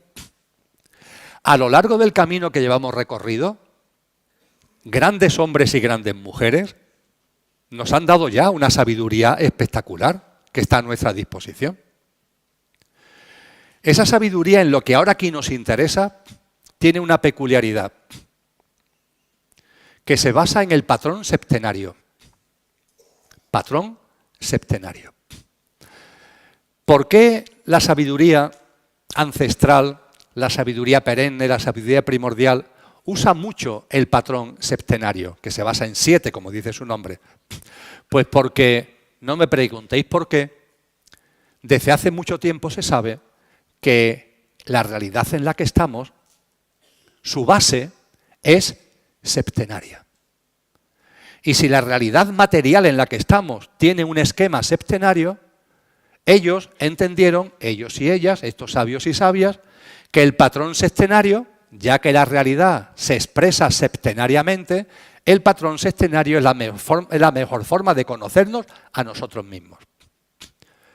Hoy sabemos que el átomo, dentro del átomo, hay un núcleo, protones y neutrones, y que en torno a ese núcleo giran electrones. Hay electrones que giran más cerca, electrones que giran más lejos, como si fueran planetas, o que giran más lejos, o que giran más lejos. A esto se llaman los niveles atómicos. Y según los niveles atómicos del átomo se configura la materia de una forma o de otra. ¿Cuál es el mayor número de niveles atómicos? Se dice estos circulitos que hay en torno al átomo por el que se mueven los electrones. ¿Cuál es el nivel máximo, la rotación máxima? 7. El número máximo de rotaciones posibles sobre el núcleo, como si fueran planetas, es el nivel atómico 7. La materia, en su íntima esencia, se expresa en el patrón septenario del 7. Los átomos se diferencian entre sí en función del nivel atómico de sus electrones. Y el nivel atómico de sus electrones, como mucho, es 7. Hoy sabemos que, además de la materia, hay otras cosas. Por ejemplo, parte de los rayos del Sol que no vemos tienen esa característica que se llaman las ondas de espectro. Y sabemos ya cuánta tipología, cuántas clases de onda de espectro hay. ¿Cuántas son? 7. Hoy ya conocemos la tabla de los elementos químicos, los 118 elementos químicos. Es la denominada tabla periódica de los elementos. Seguro que hemos oído hablar de ella, ¿verdad? ¿Por qué se llama periódica? Porque los elementos químicos se agrupan en periodos, entre comillas, en grupos, entre comillas. ¿Cuál es la estructura, el patrón básico de la tabla periódica de los elementos? 7. Incluso en la música, el patrón fundamental que se sigue, ¿cuál es? La octava musical. Pero la octava no es octava, es un patrón sextenario. Do, re, mi, fa, sol, la, si, do. Sí, pero do estaba aquí ya. Este do ya es el comienzo de la siguiente escala. El patrón sextenario, amigos y amigas, está en la realidad en la que vivimos, expresa la realidad en la que vivimos. Por eso, antiguamente, cuando hablaban del conductor y del coche, no podían hablar del conductor y del coche porque no había coches. Pero es que además no se conformarían con dos partes del ser humano, la perecedera y la imperecedera, la apariencia, que es el coche, y la esencia, que es el conductor.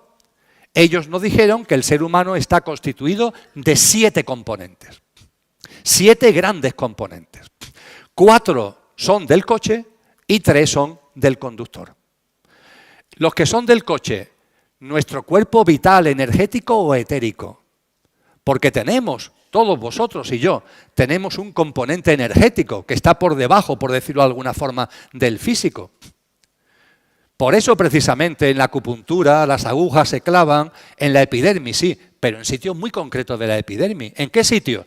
En los que impactan sobre la energía, los campos energéticos que tenemos debajo. Los que habéis acercado al mundo del yoga, se habla de las corrientes de circulación energética que hay en el ser humano. Se llaman nadis. Tienen que ver con los centros energéticos que se llaman chakras. Tenemos una realidad energética. También tenemos una realidad física.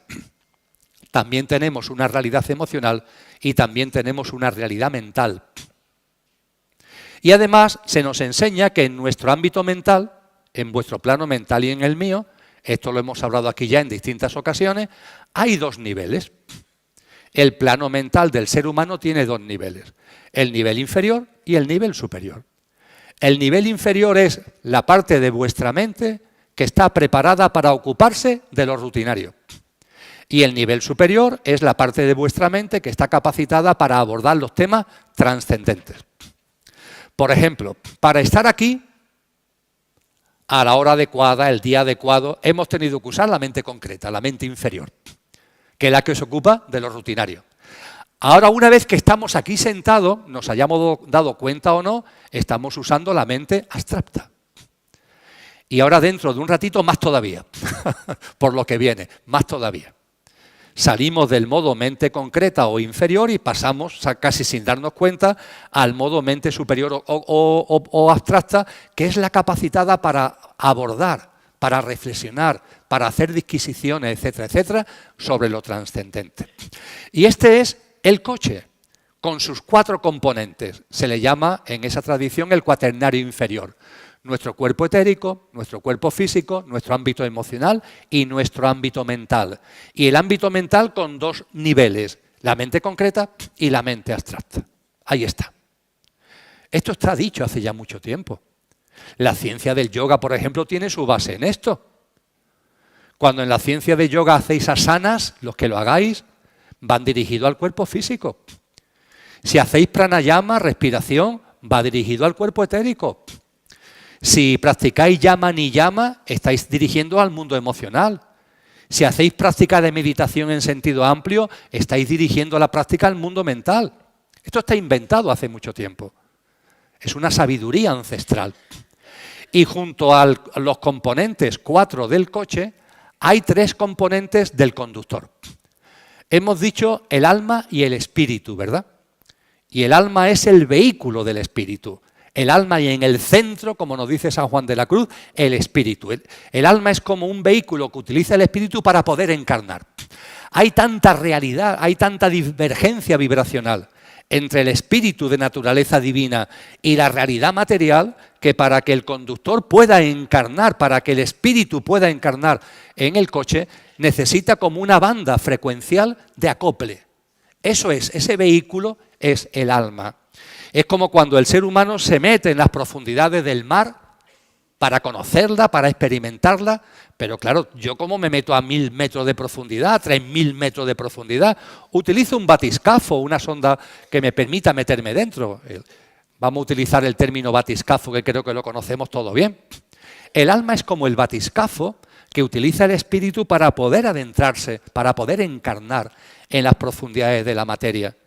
Y se nos habla de que son tres, ¿por qué? Porque nos enseñan que las almas de cada ser humano tiene también una íntima conexión entre ellos. No vamos a entrar ahora en detalles, pero se nos habla de que está el espíritu, el alma individualizada de cada uno, pero una especie también de alma una o de alma universal, que es como una conexión que enraiza y engarza todas las almas. Y se nos habla, por tanto, de una dimensión álmico-espiritual, el alma diferenciada, el alma una y el espíritu, en cuanto a nuestro trinario superior o verdadero yo. Esta es la forma que desde hace mucho tiempo es la más detallada que tenemos a nuestro alcance. Pablo de Tarso, en sus cartas, nos dice: el ser humano es cuerpo, alma y espíritu. Está muy bien, pero no entra en muchos detalles. Fijaros que aquí el cuerpo, que es el coche, se hablan de 4 cosas. Y en el trinario superior incluso se nos advierte que las almas tienen algún tipo de engarce, con lo que se habla también de una especie de alma universal. Si nos vamos a la filosofía griega, los grandes sabios griegos nos dicen lo mismo, nos decían que el ser humano es cuerpo, psique y neuma, lo mismo que nos enseña la tradición cristiana. Si nos vamos a la Advaitia o nos vamos a la Cábala, se habla de 4, de 5 o de 6 componentes. Pero las tradiciones más potentes, más antiguas, nos hablan de 7, la constitución sextenaria del ser humano. Que es estupendo, porque yo me miro a mí mismo y yo sé que en mi coche no es todo uno, sino que tengo distintas partes de mí. Sé que tengo un mundo mental que es distinto del mundo físico. Sé que tengo un mundo físico que es distinto del mundo emocional. Esto es importantísimo. Hay gente que lo olvida. Hay gente que se cree que el coche es todo uno. No, el coche tiene sus partes. Hombre, están interrelacionadas, pero cada cosa es cada cosa. De hecho, como tú tengas un sofocón emocional, por las circunstancias de la vida, eso no se puede sanar, eso no se puede armonizar yendo al gimnasio. En el gimnasio puedes hacer cosas con lo físico, lo emocional, por mucho que hagas pesas. Si hay un dolor por el fallecimiento de un ser querido, por mucho que hagas pesas, tu mundo emocional no se va a sintonizar haciendo pesas, pongamos por caso. Y esta información es maravillosa tenerla. Pero lo estoy sacando a colación porque la constitución sextenaria del ser humano también ha hecho que estas tradiciones nos digan cómo evoluciona la humanidad. La humanidad evoluciona también siguiendo un patrón sextenario. Esto es importante para saber dónde estamos ahora y qué es el surgimiento de la nueva humanidad. La humanidad también evoluciona conforme un patrón sextenario. Edgardo, las tradiciones que nos hablan de esto, que son fundamentalmente tradiciones orientales, ¿no?, en las que nos han ofrecido especiales enseñanzas al respecto, nos dicen que esta no es la primera humanidad que ha habido. Nos indican que ha habido otras humanidades. No solamente eso, sino que nos dicen que el proceso de evolución de la humanidad se basa en un discurrir de 7 grandes humanidades. Y en esas 7 grandes humanidades estaríamos en la 5ª humanidad. La anterior ha sido la Atlántida, la anterior a la Atlántida ha sido Lemuria, por tanto Lemuria sería la 3ª, Atlántida sería la 4ª, esta sería el 5º gran ciclo humano. Y posteriormente a este 5º ciclo humano vendrían otros 2, el 6º y el 7º, pero con una importante diferencia, porque la 6ª humanidad, que es la que debe suceder a esta, ya se caracteriza porque el ser humano deja de vivir desde su pequeño yo, deja de vivir desde nuestros componentes físicos, emocionales y mentales, lo seguiremos teniendo lógicamente, pero el mando ya estará en nuestro verdadero ser. Esto es un cambio fundamental. Se nos dice que en la 6ª humanidad ya viviremos desde las cualidades de nuestra alma y en la 7ª y última humanidad desde las cualidades del espíritu, que es donde mora la divinal esencia. Y en ese recorrido precioso, que le da mucho significado y yo creo que no solamente tiene discernimiento, sino que tiene sentido común. Cada humanidad, a su vez, cada humanidad tiene 7 periodos dentro de cada humanidad. Los 5 primeros periodos, Cristo, Jesús, en el Evangelio de Mateo 24, lo llama generaciones humanas. Hay 5 generaciones humanas, 5 periodos. En la humanidad en la que estamos hay 5 periodos que son como de consolidación de todo lo que vienen de las otras. Y hay un momento concreto, cuando ya pasamos del 5.º periodo, de la 5ª generación humana, a la 6ª y a la 7ª, en el momento del paso de la 5ª a la 6ª, es donde ya se pasa a poner la semilla de lo que será la nueva humanidad. Cuando Cristo Jesús nos dice en ese capítulo 24 del Evangelio de Mateo que os voy a hablar no del final del mundo, os voy a hablar no del final de la humanidad, os voy a hablar del final de esta generación humana, está haciendo referencia a esas generaciones y en particular está haciendo referencia a los últimos periodos, a las últimas generaciones de esta humanidad. Y en definitiva, el momento en el que estamos, y concluyo, es un momento crucial, porque estamos al borde, que es lo que nos comenta Cristo, estamos al borde de pasar ya no todavía a una nueva humanidad, pero sí a una generación humana que tiene que poner la semilla de lo que será la nueva humanidad. Es más, los textos cristianos no son dados a dar periodicidades, a dar años concretos, entre otras cosas porque los tiempos espirituales no se acogen a los tiempos cronológicos, pero se nos dice que estamos a punto, nos advierte Cristo, de entrar en una nueva generación humana, termina esta, y entramos en una nueva generación humana que durará 1000 años, y esa nueva generación humana ya empezaremos a vivir, ya empezaremos a poner la semilla de la experiencia humana desde el alma, desde nuestro ser superior, todavía no del espíritu, pero sí desde el alma. Esos 1000 años serán como el preámbulo a la consolidación ya, a la aparición de una nueva humanidad en una tierra restaurada que vive desde lo álmico. Y estamos, por tanto, desde el punto de vista metafísico, desde el punto de vista de estas enseñanzas, en un momento álgido, porque después de una larguísima evolución a través de muchas humanidades y dentro de cada humanidad, de muchos periodos y de muchas generaciones, estamos en el momento, en el preámbulo de algo muy importante, en la transición a una forma de vivir realmente distinta, absolutamente distinta, que es por lo que merece la pena que hablemos de una nueva humanidad. Yo diría que estamos en la transición. Yo no me atrevo, evidentemente, a dar fechas. Cristo Jesús dice, nadie sabe ni el día ni la hora, con lo cual, por supuesto, a mí ni se me pasa por la cabeza hablar de fechas, pero creo que sí se corresponde porque Él nos da signos, nos habla de señales, y esos signos, esas señales, están incardinadas con lo que estamos viviendo en estos momentos, que aunque no sepamos cuánto va a durar, sí da la sensación de que estamos ya en esa transición hacia la nueva humanidad en una tierra restaurada. ¿Y eso se interrelaciona un poco también que estaba pasando de la era pisciana a la era acuariana? Es otra forma de denominarlo, no es la forma que utilizan la mayoría de las tradiciones espirituales. Las tradiciones orientales hablan de periodos como el Kali Yuga, pongamos por caso, la Edad de Hierro, la Edad Dorada. En el ámbito del cristianismo se habla de generaciones. En el ámbito de la astrología, ¿no? Se habla de Piscis, se habla de Acuario.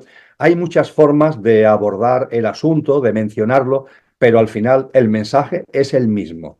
Que tomemos conciencia de que estamos en un momento singular y muy especial a lo largo del discurrir muy prolongado de la historia de la humanidad. Perfecto. Bueno, tal como tú planteas, este año se hizo el Congreso Conciencia y Sociedad Distópica. Imagino que gran parte también de esas conferencias son las conclusiones que tú estás planteando ya en todos estos días, como que hay una nueva historia emergiendo, ¿no? Un cambio de paradigma en la forma de pensar. Está todo este tema de la cultura woke también que ha ido apareciendo. Tú hablas como 2024, culminación de la construcción de los cimientos de un nuevo orden. Partamos por ahí. Ciertamente, me parece perfecto.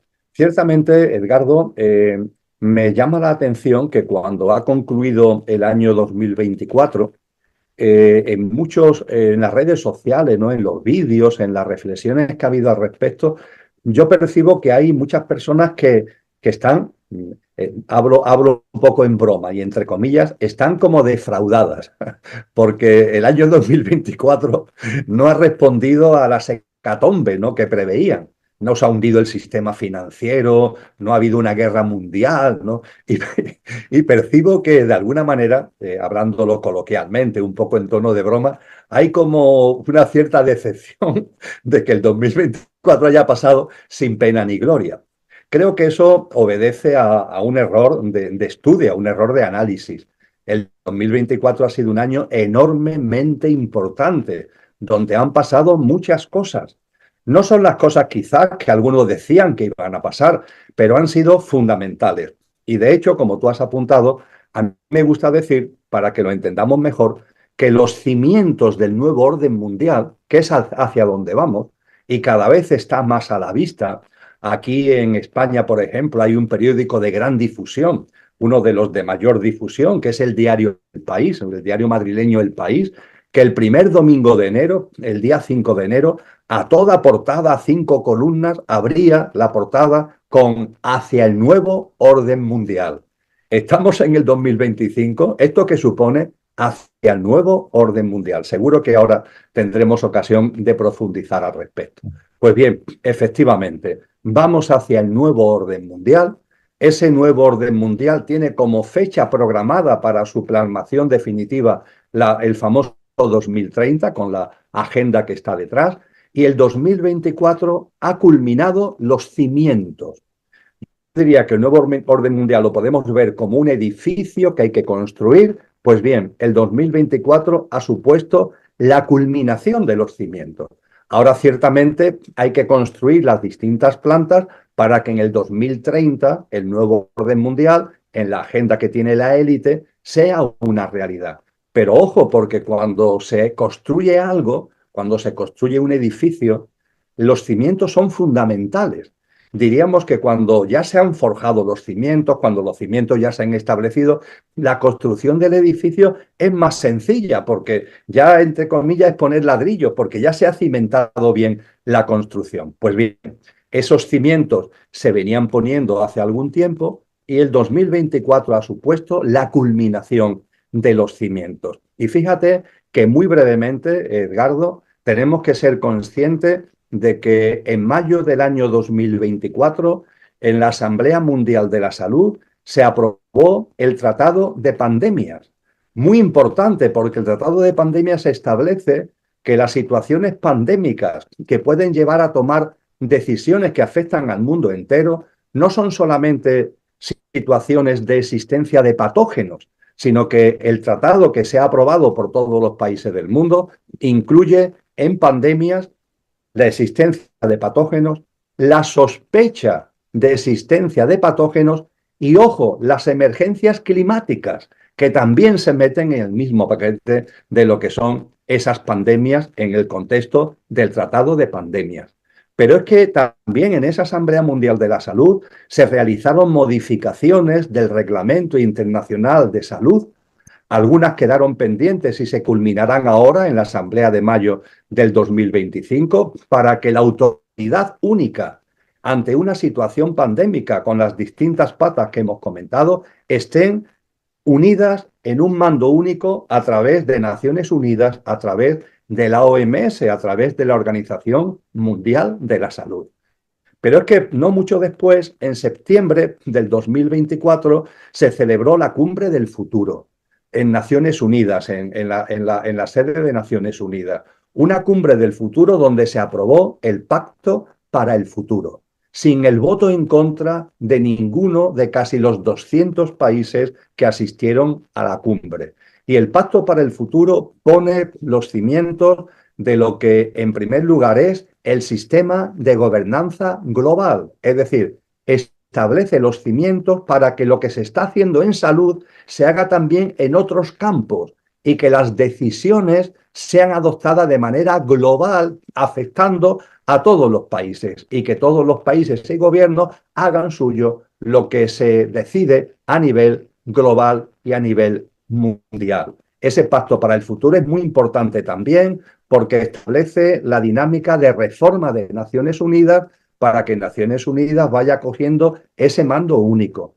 Es muy importante también porque establece una reforma de la estructura financiera internacional, estableciendo con claridad que la prioridad de las inversiones y de las asignaciones presupuestarias de todos los gobiernos del mundo tienen que ir dirigidos a la digitalización, no a otra cuestión, porque a mí como ciudadano me preguntan qué es lo realmente importante y hablo de la sanidad, hablo de la educación, hablo de las infraestructuras, de los equipamientos. Bueno, pues para todo el orbe mundial a través del Pacto para el Futuro, eso no es lo prioritario. Donde tienen que dirigirse los recursos públicos y privados son fundamentalmente a digitalizar, es decir, a introducir lo artificial, lo virtual en la dinámica social. Pero yo te conocí incluso en un programa donde hablabas de la parucía de Jesús. Háblanos un poco de estos tiempos que estamos transitando y cómo desde tu análisis crees que de alguna manera esto se conectaba con ese mensaje que daba Jesús. Claro que sí, Sandra, porque además lo uno va ligado a lo otro. Es decir, cuando hablamos de la parusía, estamos hablando del fin de un ciclo que Cristo Jesús denominó esta generación humana, el final del ciclo de esta generación humana, para que surja un nuevo ciclo.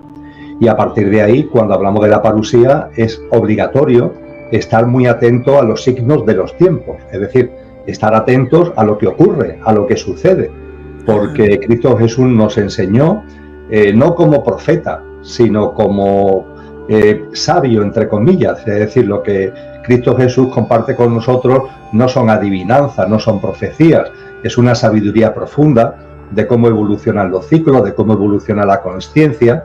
Es como si yo dijera ahora en mi tierra, ¿no?, que estamos en verano y dentro de 3 meses o 4 meses va a hacer más fresquito que el que tenemos actualmente, o si cuando ha amanecido el día me atreve a decir que dentro de 12 horas va a ser de noche. Eso no son profecías, no son adivinanzas, es un conocimiento de cómo evolucionan los ciclos. Y Jesús de Nazaret, desde su conocimiento y su sabiduría de cómo evolucionan los ciclos y cómo evoluciona la consciencia, pues nos dice, ojo, este ciclo humano de forma natural concluirá y empezará un nuevo ciclo humano que él además lo dibuja, vamos a decirlo en términos modernos, como de una mayor frecuencia vibracional. Podríamos decir que más acorde con lo que ya late en el corazón y brilla en las almas de tantas personas que deseamos un mundo mucho más humano, en el mejor sentido de la palabra, un mundo mucho más armónico, un mundo que viva en simbiosis con la naturaleza y con la madre tierra, etcétera, etcétera. Él nos dice, el ciclo actual, que está muy marcado por lo egoico, por lo egocéntrico, entrará en un proceso de tumultos, un proceso como un parto, ¿no?, de removimientos, de contracciones, y cuando eso suceda, nadie sabe ni el día ni la hora porque no se puede meter en el calendario, con lo cual estar atentos a los signos de los tiempos, estar atentos a las señales, y cuando veáis esas señales, daros cuenta de que está el parto en pleno funcionamiento y estamos a las puertas del alumbramiento de una nueva humanidad. Con lo que la parusía, como final de un ciclo e inicio de un nuevo ciclo humano, va ligado inexcusablemente a estar atento al signo de los tiempos, lo cual también, y concluyo, Sandra, es muy interesante porque a veces todo lo que tiene que ver con la espiritualidad se entiende como una especie de meterse hacia adentro, ¿no? Y desde luego la espiritualidad tiene un componente importante, muy importante, de mirada interior. Ahora bien, no te puedes quedar ahí, tienes que mirar hacia afuera, tienes que comprender lo que está ocurriendo en el mundo y a partir de ahí interpretar las señales para percibir, como nos enseñó Cristo Jesús, si estamos ya entrando en el proceso final de un ciclo humano. Así lo percibo yo, atendiendo a sus enseñanzas, para adentrarnos después de un parto con los removimientos y las contracciones que conlleva a un nuevo ciclo humano. Así que parusía y actualidad, parusía, espiritualidad y estar atento a lo que ocurre en el mundo van de la mano. Sí, y de hecho cuando yo te escuché la primera vez que hablabas de la parusía de Jesús, a mí me trajo mucha paz en el corazón porque lo voy a contar y le cuento a los analíticos, era un momento donde los confinamientos en el mundo estaban más agresivos que nunca, estábamos en toda esta incertidumbre que generó la pandemia, que dejó pues además mucha incertidumbre, muchas personas que estaban incluso quebrándose. Y cuando yo escucho a Emilio Carrillo hablando de la parucía de Jesús, te lo tengo que confesar, o sea, me diste un alivio en el corazón escucharte. Desde ese momento siempre quise entrevistarte, mi sueño era siempre conocerte, y mira cómo es la vibración que tú dices, que hace un año exactamente estaba en Miami y me habla Leonor García y me dice, te quiero invitar al programa, vas a compartir con Emilio Carrillo. Yo no lo podía creer porque te estaba conociendo y hoy estás aquí con nosotros. Y cuando hablas de esa parucía, pues yo creo que lo que más se contrasta o lo que más nos acerca a entender de facto esa parucía de Jesús es, creo que ese fragmento, Mateo capítulo 24. ¿Y tú crees que esa es la parte de pronto donde más claramente se podría explicar la parucía de Jesús, o crees que hay otros complementos dentro de las Sagradas Escrituras? Sin duda ninguna, el capítulo 24 de Mateo es muy concreto y muy profundo. Ciertamente hay otras partes, ¿no?, de las Escrituras donde se aborda esto. También encontramos referencias de esta tipología en Lucas o en Marcos, no digamos ya en el libro de las Revelaciones o Apocalipsis, pero desde un punto de vista de concretar, de que en una lectura, entre comillas, no demasiado larga, se nos den las señales y las pistas fundamentales, sin duda ninguna eso lo encontramos en el capítulo 24 de Mateo, y podríamos decir que su colorario, que es un colorario muy bello, que es una parábola que se encuentra en el capítulo siguiente, el capítulo 25, que es el de las 10 mujeres que están ahí, con cada una con su lámpara de aceite, que es una preciosa metáfora del alma de cada uno. Sí. Cada mujer, cada persona en definitiva está llamada a echar aceite a su lámpara, se echa aceite a la lámpara del alma con nuestros comportamientos, con nuestras conductas.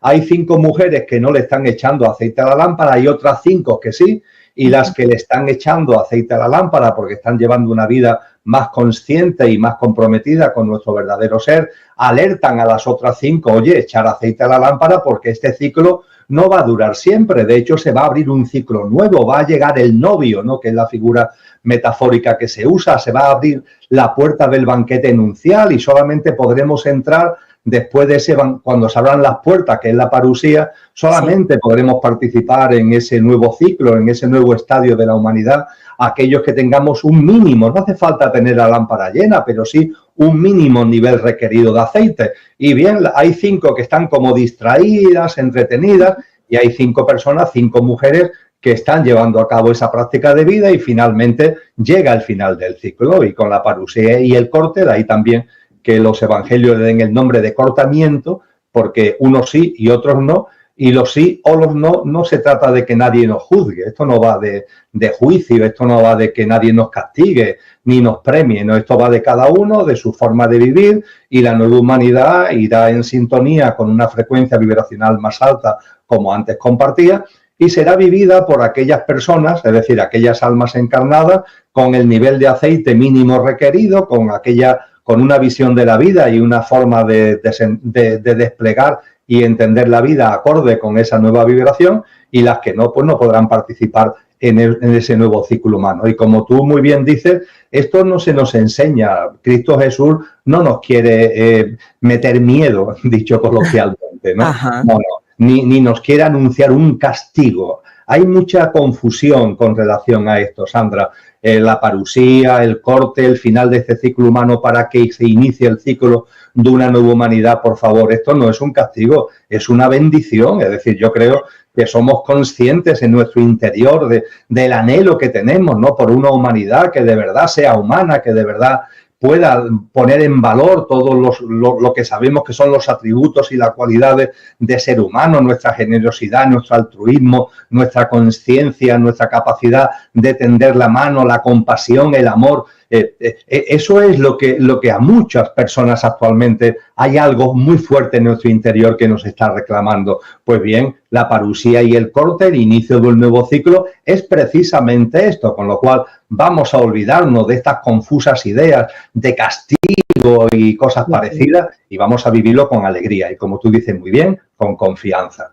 Claro, y de hecho lo mencionaba mucho cuando nos invitaba a sentir primero el reino de los cielos dentro de nosotros y que luego lo veríamos afuera. Y este final de los tiempos que dicen muchos es más que nada esa transición a esa nueva humanidad que la logrará, como tú muy bien lo explicas, solo quienes estén en esa conciencia. De hecho, y ya para ir transitando a estos temas que nos atañen hoy, veíamos la semana pasada y antepasada, Emilio, estuve muy atenta contándoles de esos cambios que se están dando al interior de la Tierra, al mismo geomagnetismo que se está presentando, y la primera evidencia científica que conocimos a partir de Eric Hunt, que decía que efectivamente el geomagnetismo de la Tierra está conectado con nosotros. O sea, sí están existiendo cambios y todo esto hace parte de ese tránsito a esa nueva humanidad con mayor conciencia, como lo dices tú.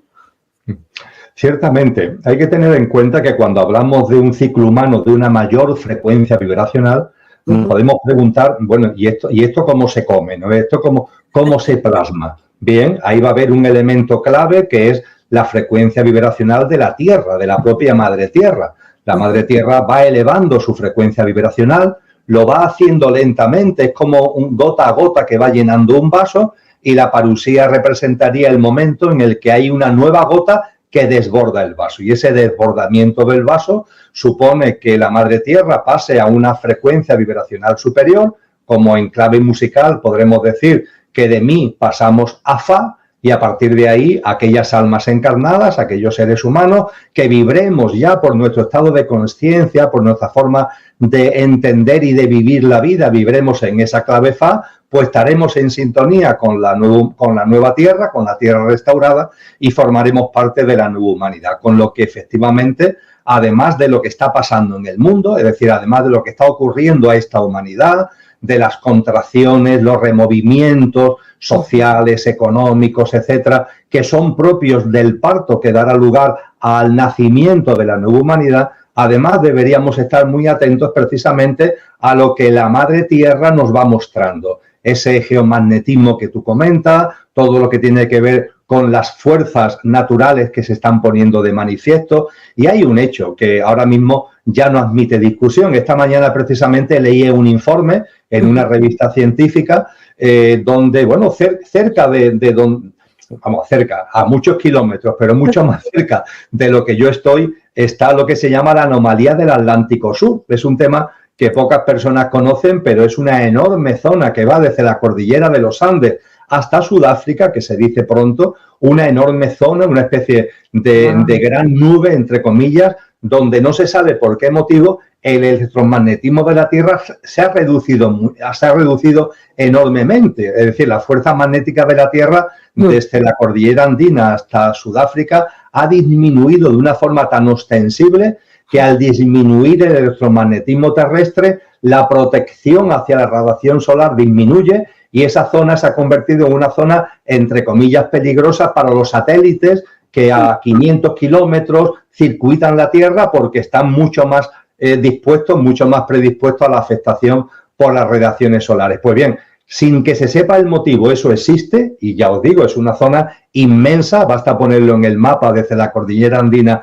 hasta Sudáfrica, pero no solamente eso, es que la debilidad del campo magnético va a más, y la extensión del campo magnético se está extendiendo. No se conoce el motivo, la ciencia sabe lo que está ocurriendo, pero no sabe el por qué está ocurriendo, y posiblemente sea una señal de que en el núcleo de la Tierra y a la Madre Tierra está ya viviendo un removimiento vibracional que empezamos a ver sus síntomas, aunque desconozcamos todavía lo que está detrás de esos síntomas.